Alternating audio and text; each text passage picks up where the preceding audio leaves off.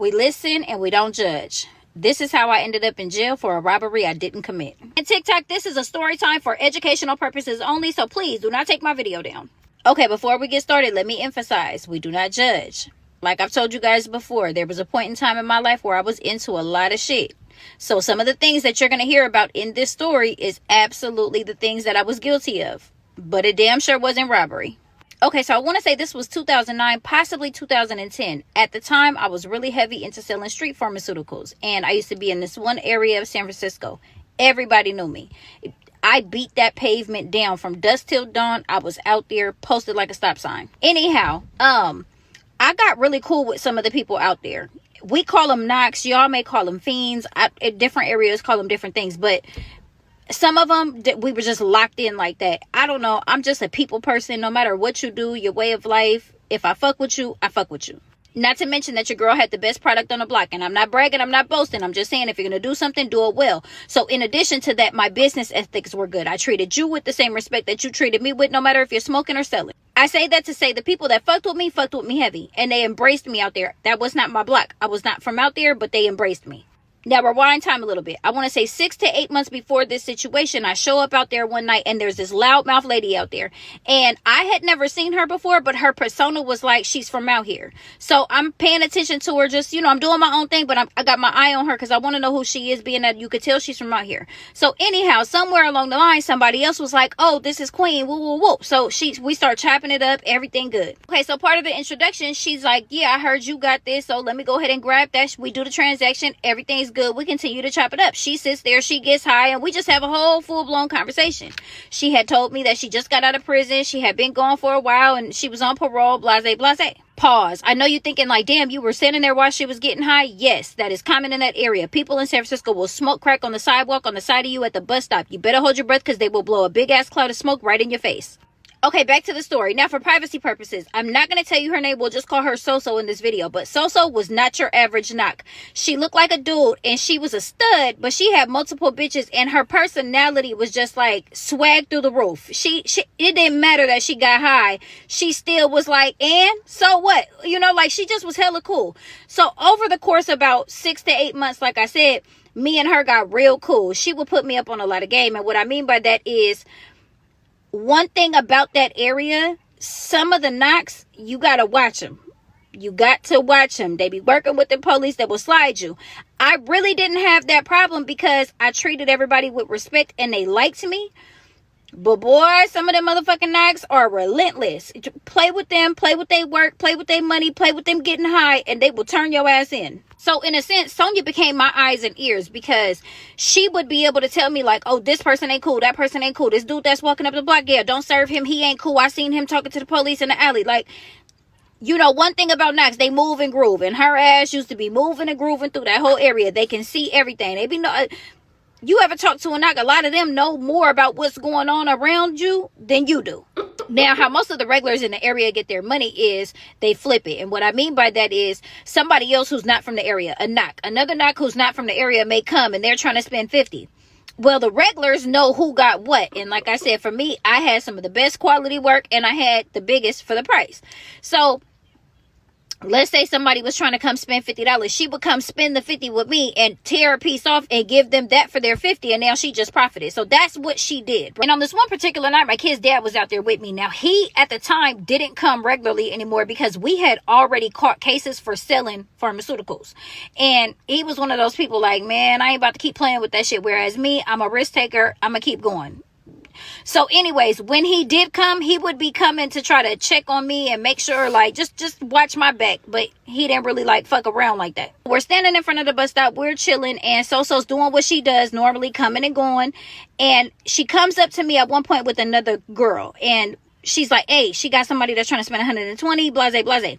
Now, one thing about the area is there's also a lot of streetwalkers. And what I mean by streetwalkers is people that provide services to men in exchange for money. They love them. They call them tricks.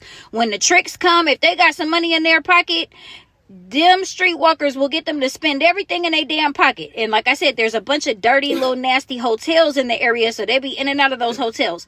So when So comes up, she comes up with this girl. She was like, she got a trick, he wants to spend 120. Whoop whoop whoop. I give her shit. They go on about their business.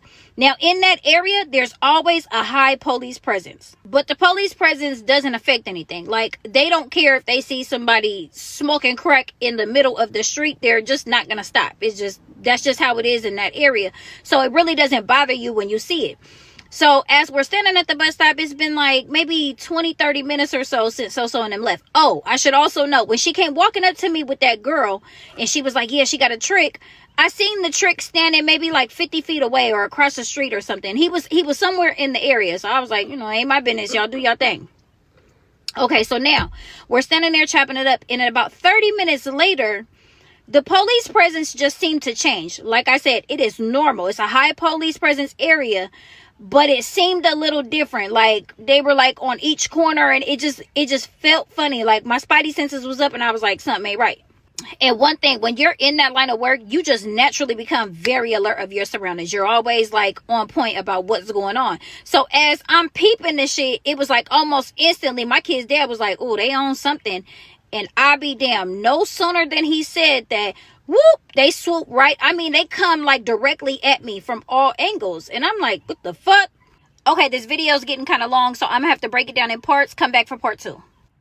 Okay, I had to pause for a Starbucks break, but this is part 2 of how I ended up in jail for a robbery I didn't commit. And TikTok, this is a story time for educational purposes only, so please don't take my video down. Police pull up, bounce out, they grab me, they put me in handcuffs, all in a matter of like fucking 3 minutes. I'm already hooked and booked. And because of what I do, automatically thinking like, oh, it was a buy bus. A buy bus is where they will send undercovers to you to try to purchase pharmaceuticals, and if you fall for it and you don't know who you're dealing with, you're gonna go to jail on a buy bus. They put me in the back of the car and they start heading towards the substation. The substation was less than 2 blocks away up the hill. And as we're going up the hill, I noticed 2 or 3 more cars, and there was some police that had So in handcuffs, and they were putting her in the back of the car. So now immediately what I'm thinking is, oh, when her and that girl walked up to me, that dude must not have been a trick. That must have been an undercover. And again, because I know how all this shit goes out there, I'm like, oh, okay, that was a controlled buy. Meaning, what they do over there is they will send undercovers. They know a lot of people that, are out there selling pharmaceuticals. They know that they can't just walk up to them. People be like, who the fuck are you? They be looking real obvious. So what they'll do is they'll go to the different knocks, because they know they're just money hungry and they just want to get high. They'll go to them to purchase something and just sit back and watch who they go to. That's really, really big in that area. So this is what I'm thinking. I'm like, the motherfucker done brought me a damn police. So boom, get to the substation. They put me in a holding tank. 2 minutes later, in comes So and the girl that she brought with me. So I'm like, man, you done brought me a motherfucking police. Like, da-da-da-da. We just talking shit in there. It is what it is. I can't cry over spilled milk. So as I'm sitting in the holding tank, I'm wondering what the fuck is taking them so long to transfer us to the jail. Because normally, like I said, I've been through this process. Normally, they take you immediately. You're shackled. You're transferred to the jail. I'm trying to hurry up and get to the jail so I can post my bond and get the fuck out. But as I'm sitting there, hours done passed, and I'm feeling bad for So, because So's like, man, I'm on parole. I ain't gonna have no bail. Like, all of a sudden, they come in the room, in the holding tank, and they start pulling me, So, and the other girl out one by one and putting us in these individual rooms. That was red flag number 2. So they put me in this room by myself, and they handcuffed me to the table, and they leave me there for about an hour. So now I'm frustrated as hell, because I'm trying to hurry up and get to this jail, get processed, get my bond amount so I can get the fuck out. When they come back in, they start reading me my rights. And I'm like, that's red flag number 3, because they don't usually do all this on sales. And when they start reading you your rights, or when they read you your rights, is when they're going to question you. And what the fuck are you questioning me on? Quick sidebar. I see a lot of people get arrested and they be like, oh, they didn't read me my rights and da-da-da-da-da. They only have to read you your rights if they're going to question you. That's the only time they got to read them to you. So again, that's why it was a red flag for me. The second thing was the police didn't walk in. It was detectives that walked in plain clothes. The fuck going on around here? One thing about me and police is I will go completely mute on their ass. They could be asking me my name or my date of birth in English, and I will be looking at them as if they are speaking Arabic in Mexico. Wide-eyed, just looking. But I was so confused on this day, I was everything but quiet. I was like, what the fuck am I being charged with? This man starts saying, well, you were identified as a suspect in a robbery that took place earlier, and we want to talk to you about it. What? I was like, what the hell are you talking about? You guys just picked me up from the bus stop. The fuck you mean robbery? He says, well, we'll get into that. You know the other two ladies that you were with? Immediately, I stop him. I don't know shit. Hurry up and get me to the jail and get me booked so I can get a motherfucking lawyer, please. You ain't about to trick me to confirm or deny that I was with any motherfucking body. Hurry up and get me to the jail, please. He keeps talking, and he's like, well, we just talked to them, and now we want to talk to you. So I sit there for a second. I'm looking at him just like this. Didn't I just say I want a fucking lawyer? Can you get me to the jail, please? My blood is boiling at this point. But I'm also thinking, like, this got to be some type of mix-up or mistake because I didn't do shit. So I'm just sitting there. Can you hurry up? The detective stands up, and he's like, well, that's your choice. If you don't want to help yourself, I'm silent. Hurry up, please. I'm thinking that they're going to let me go once they figure all this out and sort all this out. So I'm like, oh, I'm going to have to sit for another hour or so. They probably going to kick me out or whatever the case may be. This is what I'm thinking. They take me back to the holding tank, and now they put me with some other people. I'm not with So-So, and I'm not with that other girl. So now I'm like, where the fuck are they at? I'm sitting on the bench in the holding tank with a bunch of drunks and other homeless people that's just talking fucking crazy. And I'm there for about, I don't know, an hour, 2 hours. I think I dozed off for a second. My mind is just racing, and I'm like, fuck, man, hurry up. I'm wondering if my kid's dad is outside waiting on me. I don't know what the fuck is going on. They come back in, and they were like, come on, transport. Transport where? The motherfucking officer says 850. 850 is the fucking jail. What the fuck am I going to jail for? And of course he responds with some smart ass shit like, oh, they're going to tell you your charges when you're booked in. Now I'm sitting there thinking like, ain't this a bitch? So they pull about 3 of us out of that holding tank, and they're getting us ready for transport by putting the shackles on us. When we get in the hallway, I see that So-So is coming out of another holding tank. They're putting shackles on her too. And I see the other girl coming from another one. They're putting shackles on her too. My mind is just racing. So as soon as we get in the paddy wagon is when we're finally able to talk. And I'm like, So-So, what the fuck is going on? And she was like, man, I don't know what the fuck. They talking about some motherfucking robbery. Da, da, da, da, and this bitch better tell me what's going on. Referring to the other girl. So now I'm looking at the other girl like, what's up? Mind you, I don't know this heifer. This is just a streetwalker. And she look like she don't give a fuck about what's going on. Her ass is too busy coming down off whatever drug she's on, and she's halfway asleep. Bitch, you better wake up. Nope. She don't get up. She's over there passed out like this is another fucking day in paradise. Meanwhile, my wheels are spinning. I'm trying to think ahead and think, what are my charges going to be? What is my bail amount going to be? And when the fuck am I getting out?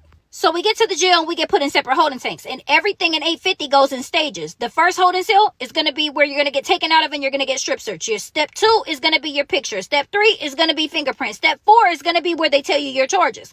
And each time you get to a next step, you go to another holding cell until you get all the way to the end. So anyways, when we get to step 4 and they come out to ring the motherfucking charges to me, this motherfucker says robbery and conspiracy. And my bail is $280,000. Now I blow a fucking head gasket because what the fuck you mean robbery and conspiracy and $280,000 means I'm not fucking getting out. I'm pissed. I am pissed. But I've been through this shit before. I know damn well it ain't nothing that they could do there. So all I could do was shake my motherfucking head. Go through the process. They put me in the next holding tank. Holding tank number 5, there's a phone in there. So I immediately call my kid's dad and I'm like, man, they talking about some motherfucking robbery. He was like, what? Okay, I didn't know the video was going to be that long, so come back for part 3. I already got it recorded. I just got to break the video in half. Okay, I had to pause. Part 3, the last and final part of how I ended up in jail for robbery. And TikTok, this story time is for educational purposes only, so please don't take my video down. To make the situation worse, it was Thursday night when we got arrested, but by the time we got to the jail, it's like 4 or 5 in the morning on Friday, which means I'm not going to court till Monday. I was so mad I couldn't even think straight. The shit just crazy. So they give you this little paper with your court date and your charges on it. And I call my kid's dad back and I'm like, I give him the court date and he's like, nah, I'm in the process of trying to get you bonded out. And I'm like, don't even try to waste that money on getting me out. Like, this shit is crazy, but I'm not going to waste all that money on getting out of this. Like, I'ma fight it. It is what it is. So throughout this whole booking process, I don't see So-So, I don't see the other girl, and I eventually get transferred upstairs. When I get upstairs, they give you your roll and all your shit. I go to my bunk. Their cells are a little bit different. They're like, everybody has a cell. It's in a big circle. It holds like 200 people in each mod. But there's no doors on the cell. So you can hear everything that's going on. So when I get in there and I walk in through, I start hearing hella people, queen, like, all the knocks from the area that had been missing, they asses in jail. And they're excited to see me because they know what I usually do and where I usually be at doing what I usually do. So they're like, oh, she got some candy on her. So anyhow, needless to say, I was able to get everything I needed for that weekend. Food, coffee, all my little bullshit. Phone cards, all that dumb shit that I needed to survive throughout the weekend. I'm still thinking I'm going to get out at court on Monday. So Sunday night comes, and the way they did the dinner trays in there was, it's like this big metal robot looking thing, and they brought you out by sections. Everybody would line up and go get their dinner tray, and you'd go back to your cell, right? So when I come out to get mine, I hear, Queen. I look over, it's So-So. This jailbird knew all the COs, all of them knew her name, so she had a lot more wiggle room. So she comes running up to me, gives me a big old hug. So I'm like, where the fuck you been at? She was like, oh, when you fuck around, they send you to the dry out unit for 48 hours. Oh, makes sense. So now that there ain't no police around and the coast is a little bit clearer, I'm able to talk to her more freely. So I'm like, what the fuck happened and how the fuck did I get mixed into this? And she basically broke it down to me and told me the streetwalker robbed the trick. And when she robbed the trick, they came and spent some of the money with me.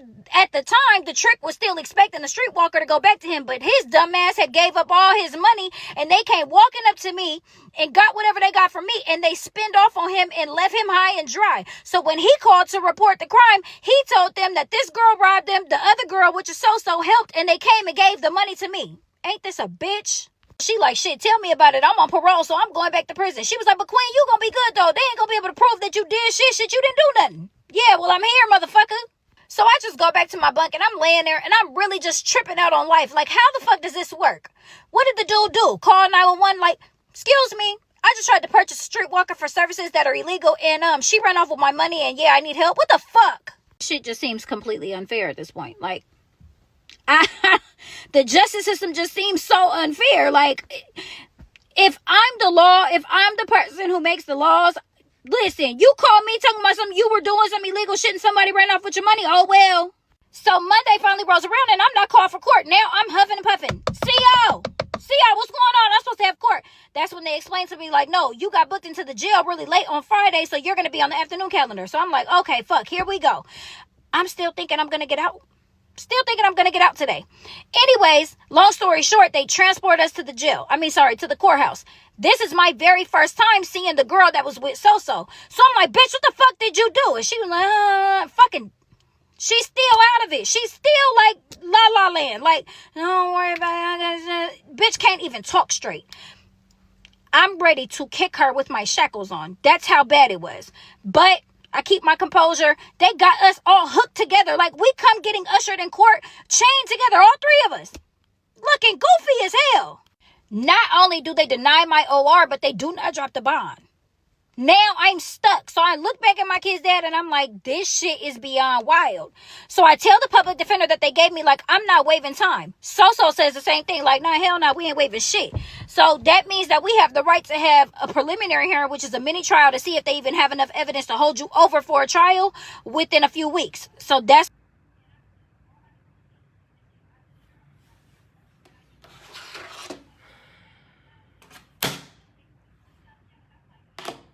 what we get put on calendar for. So at this point, nothing we can do. We go back to our mod. They send that girl back to her mod, whatever mod she was in. It was like a crazy dolphin mod or something. And we go to ours. And all I could do is get used to the shit. I'm here. I'm stuck. There's nothing that I can do. At this point, my kid's dad is like, nah, we about to bail you out. But they wanted $20,000 down. And I'm like, hell no. At least wait till after prelim. Fuck it. I'm going to just have to sit. I put myself here. I know what comes with this. Although I'm here for something I did not do, I know what led to it. So it is what it is. About 2.5, 3 weeks later, they pull us out, getting us ready to go to our prelim. So when we're going to our prelim, they pull the other girl out. We meet up in another section. It's like another holding tank that they put you in before you're taken downstairs for the court. And when I tell you that girl was a whole different person, she was like, oh, you done got clean. So I'm like, man, listen, check this out. You better tell them people what's up. She was like, oh, yeah, don't trip. Like, it's good. I'm going to get a drug program. Like, I'll tell them today. Like, yeah, you guys didn't have nothing to do with it. Da, da, da, da. Yeah, that's what I'm talking about. Okay, let's do this. So now we're sitting there waiting to be called for court, and somebody comes and calls her out first. It's her attorney. So they go take her to the attorney booth. She comes in like 30 minutes later. She was like, yeah, they offered me drug court already. Like, huh? How you get offered some shit already and then we ain't got offered? She was like, nah, that's a good thing. She was like, I'm about to take the drug court and I'm going to let them know that you guys didn't have no idea that I was going to do anything. Like, it is what it is. Shit, I ain't got nothing to say. I just want to get the fuck up out of here at this point. Sonya like, yeah, like, hurry up, because I'm going to have to do my little violation either way, but I'm ready to go. Okay, so they finally call us into court, and before you go to a preliminary hearing, they always try to ask, is there some type of resolution? So that's when the attorneys go in chambers with the judge and whatever the fuck they talk about. All I know is about 30 minutes later, they called us back into court, and now they were like, okay, so this person's gonna get drug court, so-so's charges were being dropped, she's getting a violation of parole, and me, all charges dropped. Hello, let's go. I felt a big ass relief. I was so ready to get out of that damn jail. It was not even funny. I turned around and looked at my kid's dad and my sister who was in court for me, and I was like, come get me ASAP. So anyway, long story short, I want to say by later that evening, like 9-10 o'clock, I was finally processed for release. Anyhow, more of the story is, don't ever think that people are not in jail for things that they absolutely had no idea about, because sometimes they are. Did I put myself in the line of fire? Yes. Did I do that crime? No.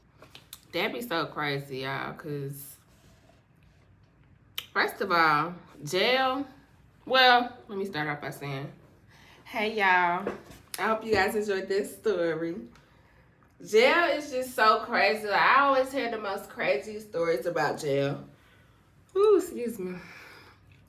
That's one place, baby, you would never catch me. Like, if it has something to do with my freedom, don't even worry about it. Me doing something illegal, don't worry about it, because I ain't doing it, baby. But at least she was able to get those charges dropped and stuff. That's so crazy how you can call in a crime when you was actually doing something illegal and they still go after the people. Like, that should be like a two negatives don't make a right. So it's like But yeah, I'm glad she was able to get off of that, because baby, jail, she's too pretty to be in jail. Not saying that ugly people deserve to be in jail, but baby, But I hope you guys enjoyed this story time. If you did, make sure you like, comment, and subscribe, and leave your comments in the comment section down below. And stay tuned for the next video.